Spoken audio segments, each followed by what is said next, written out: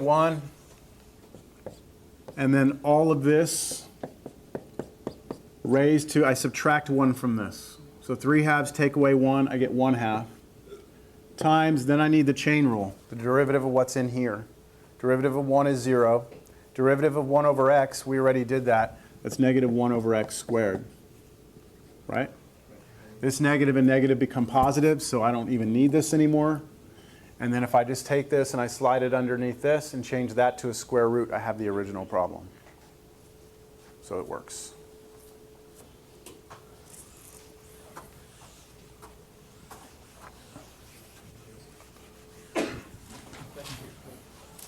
So remember, this is where my videos for the homework start, right? So you remember all the homework problems that I assigned for you, I have a video of me doing each problem. So I recommend what you do is you sit there and you try and do these problems on your own. You make a substitution, see if things work out. If you get hung up, you go bring up my video.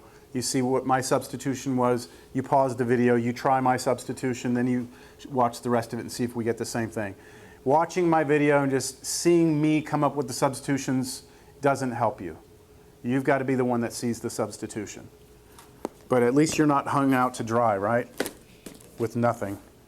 Let's try something else.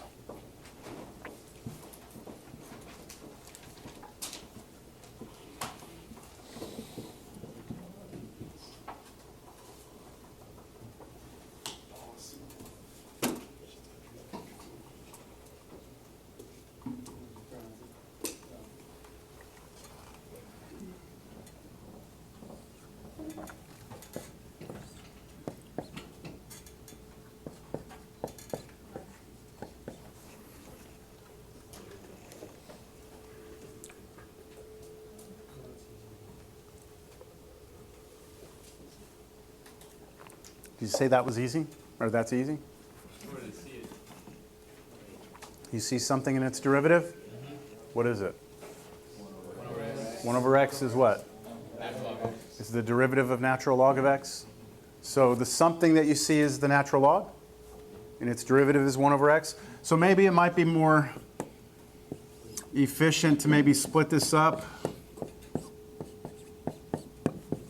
like that, just so you can see it. Like, look. Natural log of x. Not 1 over natural log of x, but just natural log of x. Its derivative is right there, isn't it?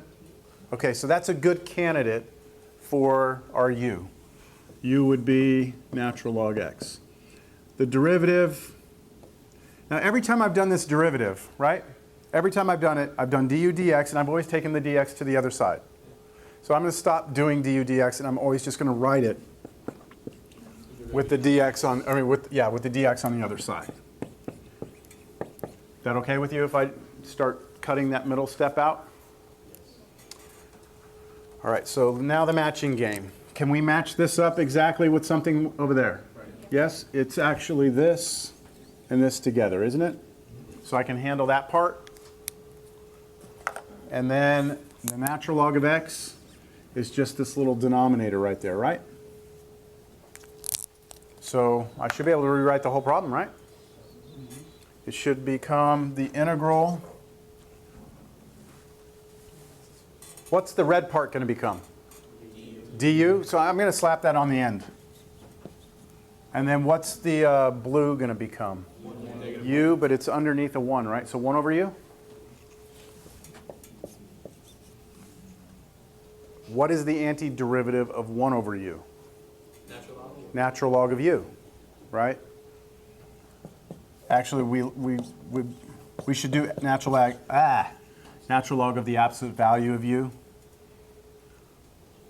just to make sure that we don't have any negatives inside the log. And that's it, right? Except we need to switch back, like get x back in there. So what was u? Natural log of x plus c. So the antiderivative is the natural log of the natural log of x. And how could you check it? Take the derivative, and it would work. Chain rule. Start with the outside function. Derivative natural log of this is 1 over it times the derivative of what's in here, 1 over x. And that's exactly what this is.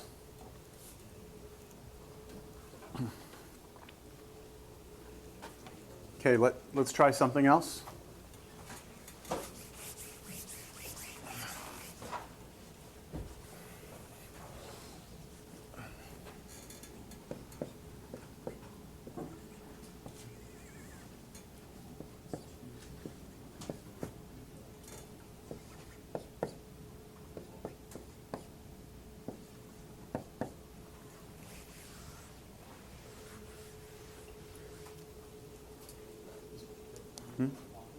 Pardon me?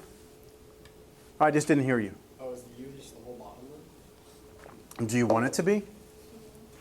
You're in control. Whatever you want. Yes. You want the whole bottom to be your U? Why do you want that? Because when you take the derivative, it'll give you the numerator. Yeah, the derivative of the bottom is the derivative of the denominator is the numerator. Right? Man, that worked out beautifully, didn't it?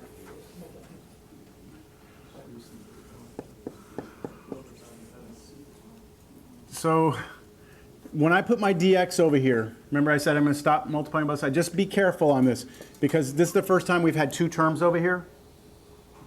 This dx is being multiplied times both. So just be aware of that. But that's okay, because if I were to rewrite this problem and split it up, then if I slid the 2x plus 3 out, I would have to do it like that. Right? Both of them would have to come out together in parentheses. And so again, this is like a perfect match, isn't it? Awesome. Awesome. That's this.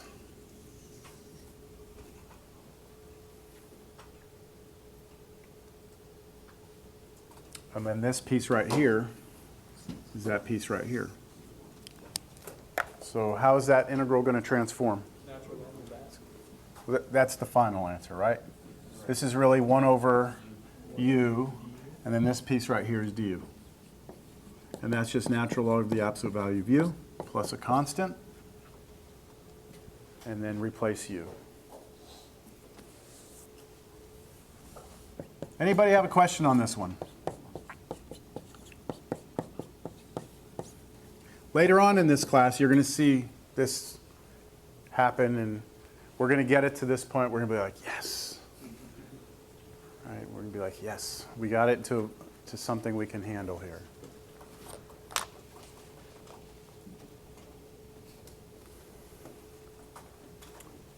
Okay, I want to give you a problem. See how we do with this one.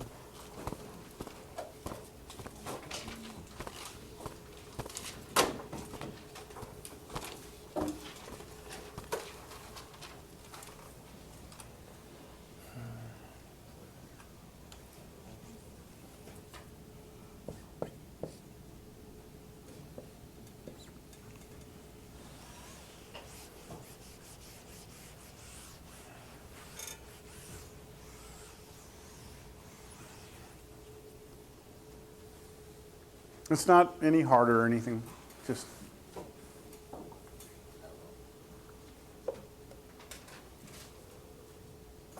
so what are you thinking here?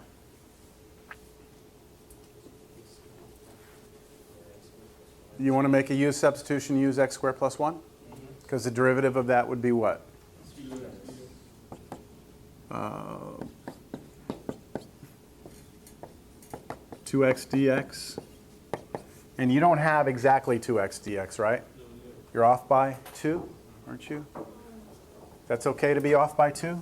So I could have rewritten this as 1 over x squared plus 1 times x dx. I need this to match with this over here, right? Divide both sides here by 2. And we should get them to match.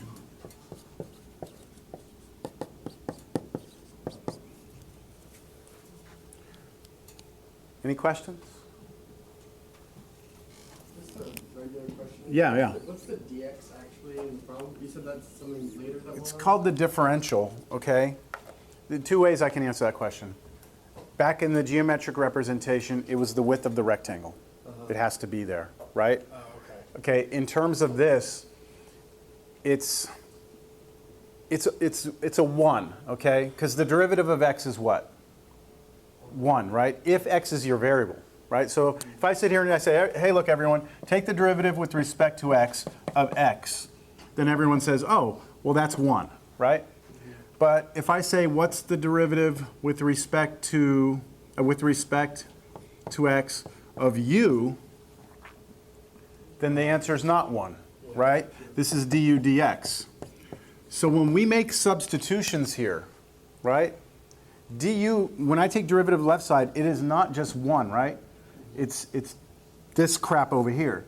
So when we have this dx, it's 1, it's always been 1, but we're not writing as 1 anymore, we're writing as dx, and that's useful because when we do the substitution, it'll be replaced by du. I don't know if that makes sense. It's 1 initially, but we need it to make substitutions. Yeah.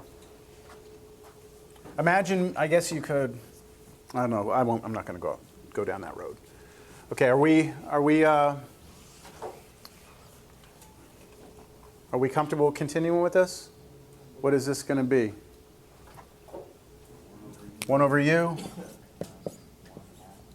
times 1/2 du. And so I can pull the 1/2 out. And so the answer would be 1/2 natural log u plus c. And u is x squared plus 1. So this should be 1/2 natural log of the absolute value of x squared plus 1 plus c. Do I really need the absolute value around this? No, because that's always positive, isn't it? So I don't necessarily have to have it.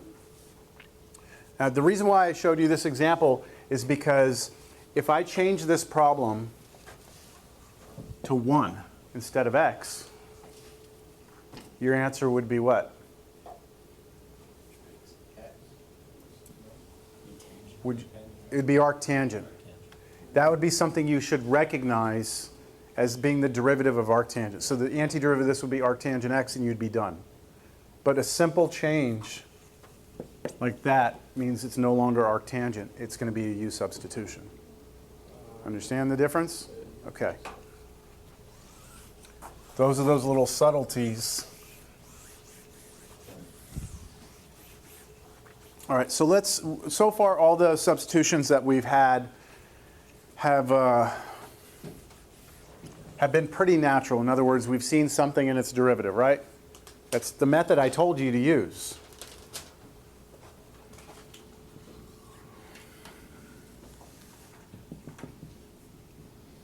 Hold on, trying to remember. Oh, yeah.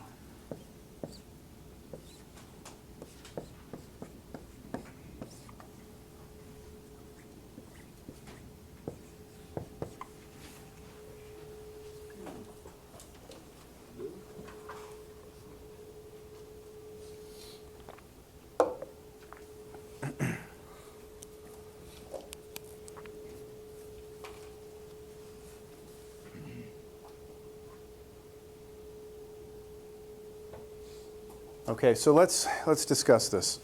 If we had x's to powers, right? We could use a power rule as long as they were separated by addition and subtraction, right? If I had a bunch of x's, like x squared minus 3, blah, blah, bunch of x's, I could just do each one separately.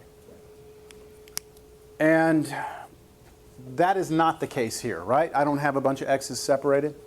But I could, if I took x plus 4 to the 302nd power, if I could take it and multiply it times itself, 302 times, boil it all out, then I would have a bunch of x's, right, separated by addition and subtraction. And then after I figure out what that big long string of things is, I could just pass an x through it, and it would just bring the powers all up by 1, right? And then I could do each one separately. So do we want to do that? Absolutely not, right? Nobody wants to expand that. Now, maybe if it was 3, I'd want to. But 302, no way. So we can't do that, right? You want to start that? You'll probably be done by the end of the semester. So we don't want to do that. The only other thing is is the substitution, right? But to do a substitution, we need to see something in its derivative, right? That's what I've told you. Do you see something in its derivative? X and X plus 4. X, how do you mean? Well, I guess if you have like f of X is X plus 4, one-third would be 1. Just kidding. Don't be kidding around with me like that, please. U is what? I think everyone's in there looking and you can't really see something in its derivative, right? And we already said don't let U be X, right, Alex? Because if you let U be X, all we do is rewrite the problem, right? And I agree with you. There's not something in its derivative there. So I'm kind of the bearer of bad news at this point, which means that substitution is sometimes a technique that you use and you don't actually see something in its derivative. In other words, sometimes you use substitution when it doesn't look like you need to. Which means that when you look at an integral and you're stuck, you have to try something. You have to be willing to take a swing at it. So I'm going to take a swing at it right now. And I'm going to try this. And it doesn't seem at all like that's going to get me anywhere. Because the derivative of this is what? 1 on the right side, right? Now, do I have a 1 in here? Yeah, for the dx. Anywhere, right? There's always a 1 somewhere, right? So the derivative of that is there, right? But it's kind of like, come on, seriously, is this going to get us anywhere? So let's try it. The derivative, this is du. The right side, what's the derivative of x? You told me 1, right? Derivative of 4 is 0. So I'm just going to have dx on this side, right? All right, okay. Now, let's see, can we play the game of matching? Dx, I'm going to be able to replace that with du. X plus 4, I'm going to be able to replace that with u. But what about the x out there? I can't leave the x there. My integral can't have u's and x's mixed together. Do what? Can I take the x out? No, now you can take constants out, all right? Now, I'm glad you mentioned that because it's just like when you take a derivative. If I was asking you to take derivative of x sine x, right? Take the derivative, Cal 1. You can't say, you know what, I'm just going to ignore sine x and just do derivatives of sine x. Same thing with this. You can't just ignore the x and do the antiderivative of what's left. So, all right, so I can replace the stuff in red I'm good with, right? This x, I'm not. However, y'all see it? You can solve for x. This is an equation, right? I drew that, I wrote that equation right there, right? That's the relationship between u and x. U is equal to x plus 4. That means x is equal to what? U minus 4. Right? Good. So I will be able to replace this piece right there, right? Now let's see if that helps. Let's see if that saves us or not. This integral is going to become x, which we just said is u minus 4. I'm going to have to put that in parentheses, right? And then what's x plus 4? U raised to what power? 302.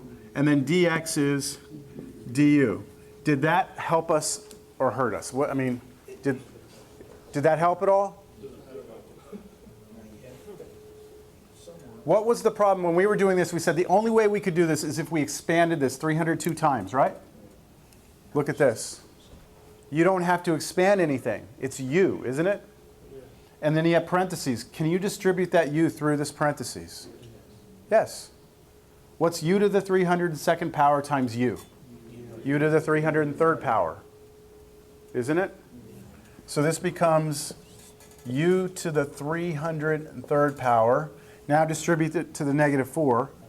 Negative 4 u to the 302, and then du back here. Do y'all see that? Y'all see that? That substitution, which doesn't look like it's going to get you anywhere, actually allows you to rewrite this in a way that you don't have to expand something. And this, you can just do each one separately, can't you? Power rule on each of those? Questions?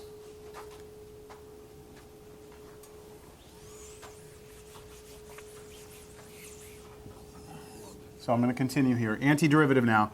The antiderivative of this, 1 over 304 u to the 304, right? Minus, the 4 is going to come along for the ride, 1 over 303 u to the 303 plus c.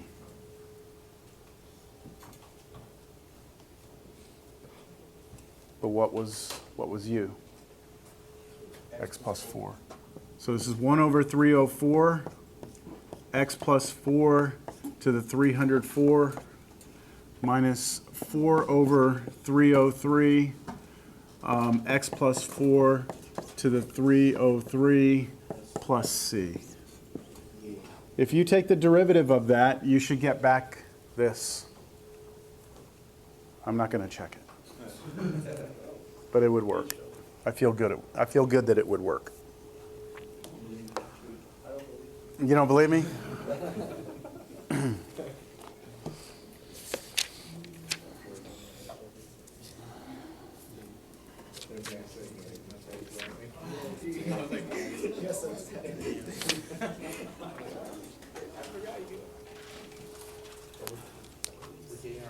How are you doing here? Is this okay?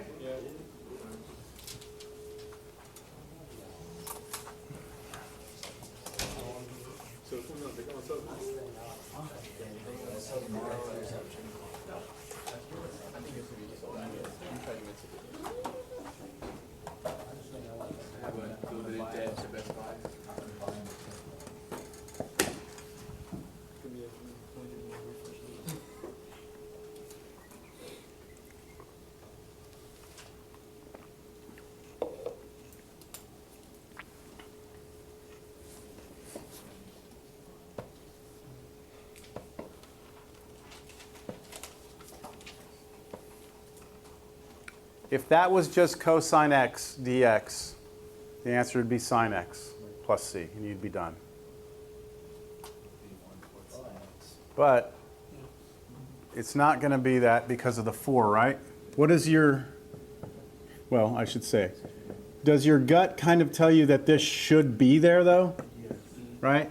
Because what's the derivative of this? Cosine of 4x. But then chain rule, you would have to take derivative of what's inside, which would give you what? A 4, and you don't have a 4 over here. So what should I do over here to account for it? Put a 1/4 out here.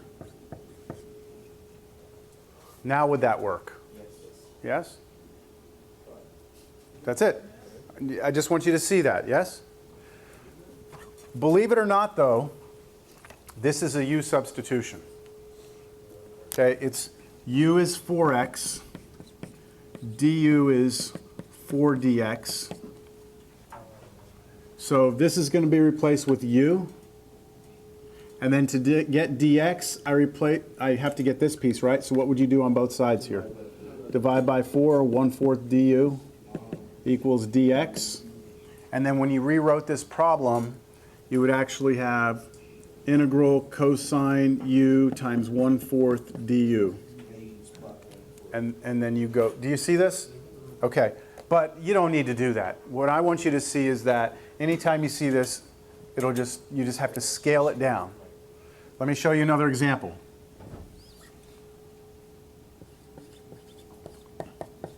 That's pi. What's the antiderivative cosine pi x? Sorry, equals what?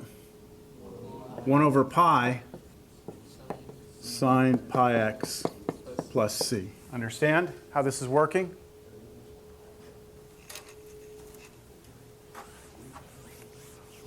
You do not want to be doing substitutions on problems like this.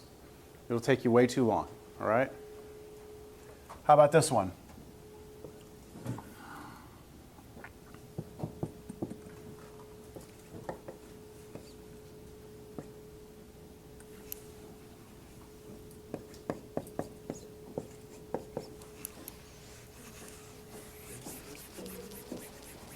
What's that? You know the antiderivative of sine is negative cosine, right? But you have to account for the 4. So negative 1/4, good. Negative 1/4 cosine 4x plus c. We're almost getting a general formula here, almost. I want to give you a few more examples. What's wrong? I don't understand. I'm not understanding why you're getting the 1/4 and all that 1 in front of it. Okay, I'm trying to if take the derivative. take the derivative. What's the derivative of cosine 4x? Sine 4x. Negative sine 4x. Now derivative of what's inside 4, Okay, right? there it is. Okay. So you want it to turn out to be that. So you don't want the negative there, okay? And you don't want the 4 there. There you go. Got it? Thanks. Let's do another one. Antiderivative of secant squared of negative 3x dx.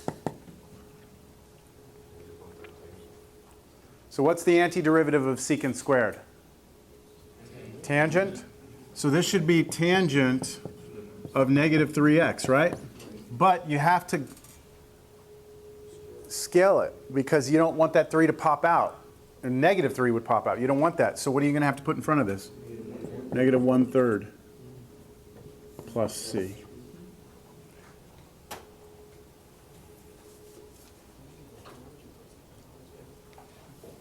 Yeah. Give you another. What time do we end? 12:40? Yes. Okay, so how about this? Let's go back to cosine. That's an easy one to work with. 5x plus 1. Ooh, does that change things? No. Doesn't? So what will I have here? Sine, right? 5x plus 1 plus c, and then 1/5 out there. So the plus 1 doesn't matter. Why doesn't it matter? Because it's going to be 0. Because when I take the derivative of the inside, the 1 doesn't really make a difference, does it? Derivative of that's still going to be 0. I'm going to get the 5 to pop out, and I still need to kill the 5, don't I? So what we're kind of getting here is almost like this general idea that if you are, in general, if you're trying to find the antiderivative of a function, and inside of it you have a linear expression, right? 4x, pi x, negative 3x, 5x plus 1. Those are all linear expressions in x, aren't they? Then the antiderivative of this is just the antiderivative of that function, right? With the linear expression plugged in. So whatever the little function is, find its antiderivative, plug in the linear expression, but then you have to scale it, don't you? 1 over a is what you're going to have to scale it by. That's kind of the general idea. I want to give you maybe 2 more to make sure you understand this. How about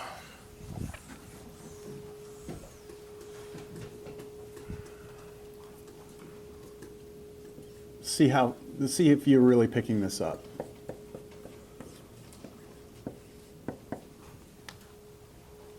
Do you see a linear function or linear expression sitting inside of a function here? Yes? Linear expression sitting inside of a function. What is the function that it's sitting inside of? No, that's the linear part. That's just like something to the 7th, right?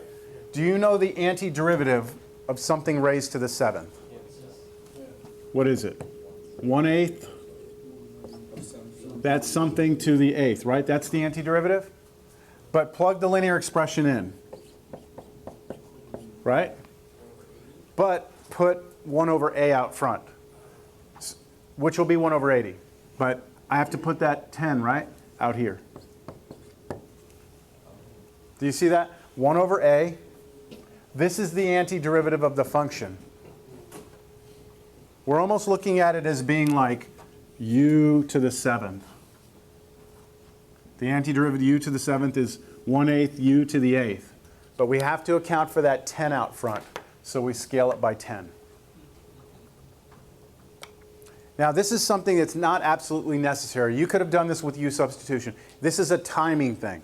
This is a matter of how long is it going to take you to do problems if these things, if something like that takes you 10 minutes. That's going to hurt you on a test when that's just part of a bigger problem. I said I'd give you 2 more. Let's see.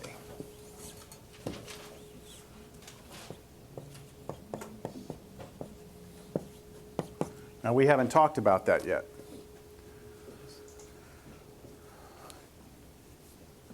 What is the antiderivative of e raised to something?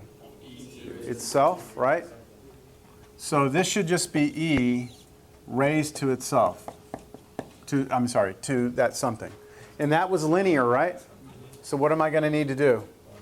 I need to do 1 over what out front? -3 plus c.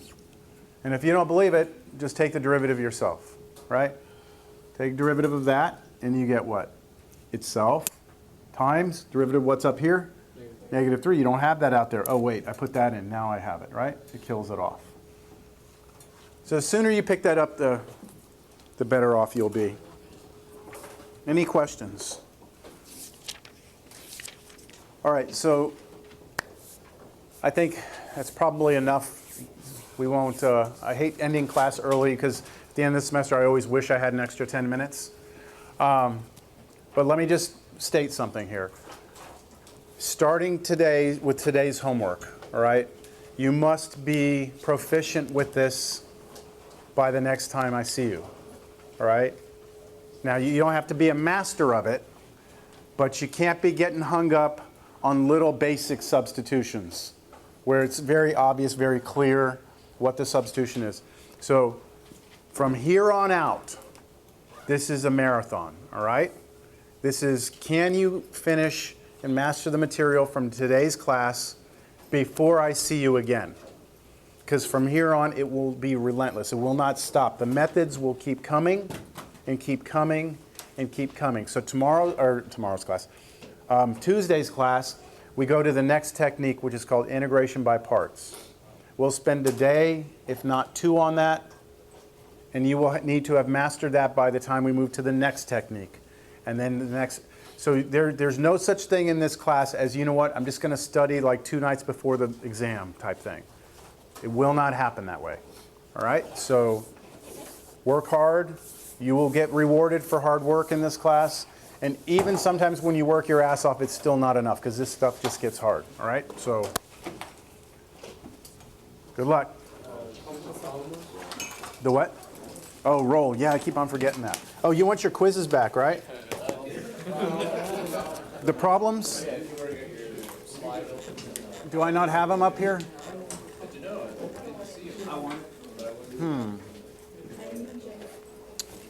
Okay, well, I did. No homework. Yeah, it's 5.5. Hold on, I'll put it up here. Is it on your schedule? No, I don't put the homework on the schedule. I can tell you it's right here, it's open. While I'm doing that, here's the sign-in sheet. Just pass that around. This is page 306. Now, I told you I've done the videos for the solutions to all these, but I don't remember which ones I've done. So, Did all of them. Yeah. did I do all of them? Yeah, I watched the last 1 through what? Do you know? I probably did 1 through 52. You did 1 through 36. 1 through 36? If I'm not mistaken. Okay. Well, that would be the minimum, 1 through 36. But yeah, there's no harm in trying 37 through 52. The only thing I'll say about 37 through 52 is that those are all integrals that have numbers here and numbers here, so the back of the book won't make sense to you when you look at their answers. I'll have to check. Are you sure only went up to 36, or that's all you remember? Okay. If you want to, 37 through 52, if you get bored and you have enough time, all right?